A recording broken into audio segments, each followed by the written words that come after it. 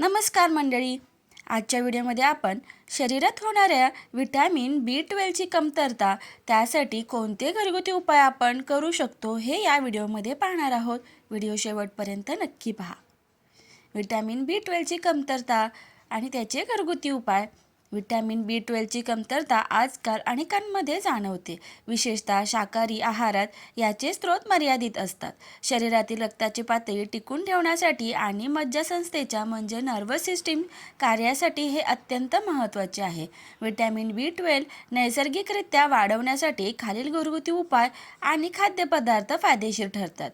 1. दुग्धजन्य पदार्थ म्हणजे डेअरी प्रोडक्ट. शाकाहारी लोकांसाठी हा सर्वात उत्तम स्रोत आहे. दूध. रोज 1 ग्लास दूध प्यायल्याने B12ची बऱ्यापैकी गरज पूर्ण होते. दही. दह्यामध्ये प्रोबायोटिक्स आणि विटॅमिन B12 दोन्ही असतात जे पचनासाठी उत्तम आहेत. पनीर. आहारात पनीरचा समावेश करा. 2. मोड आलेली कडधान्ये आणि आंबवलेले पदार्थ. आंबवलेले अन्न जसे की इडली, डोसा, उत्तप्पा किंवा आंबोळी यांसारख्या आंबवलेल्या पदार्थांमध्ये नैसर्गिक प्रक्रियेमुळे विटॅमिन B12चे प्रमाण वाढते. मोड आलेली कडधान्ये.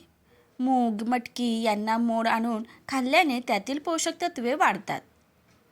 तृणधान्ये म्हणजेच फॉर्टिफाईड फूड्स. आजकाल बाजारात फोर्टिफाईड ओट्स किंवा कॉर्नफ्लेक्स मिळतात ज्यामध्ये वरून जीवनसत्वे मिसळलेली असतात. हे नाश्त्यासाठी उत्तम पर्याय आहेत.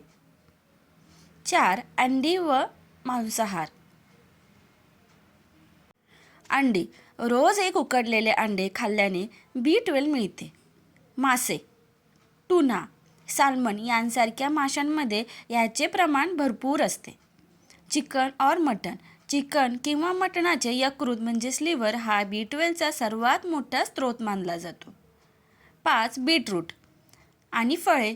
बीटमध्ये लोह आणि विटॅमिन्स B12 दोन्ही आढळतात जे शरीरातील रक्ताची कमतरता भरून काढतात. फळांमध्ये सफरचंद आणि केळी काही प्रमाणात मदत करतात. काही महत्त्वाच्या टिप्स.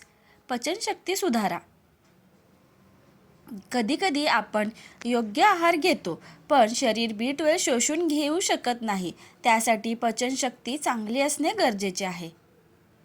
चहा, कॉफी टाळा. जेवल्यानंतर लगेच चहा किंवा कॉफी पिऊ नका. यामुळे पोषक तत्वांचे पोषण नीट होत नाही. डॉक्टरांचा सल्ला कधी घ्यावा. जर तुमची B12 पातळी खूपच कमी असेल रिपोर्टनुसार तर केवळ घरगुती उपायांवर अवलंबून न राहता डॉक्टरांच्या सल्ल्याने सप्लिमेंट्स किंवा इंजेक्शन घेणे आवश्यक ठरते. माहिती आवडल्यास व्हिडिओला लाईक, शेअर आणि सबस्क्राईब करायला विसरू नका. धन्यवाद.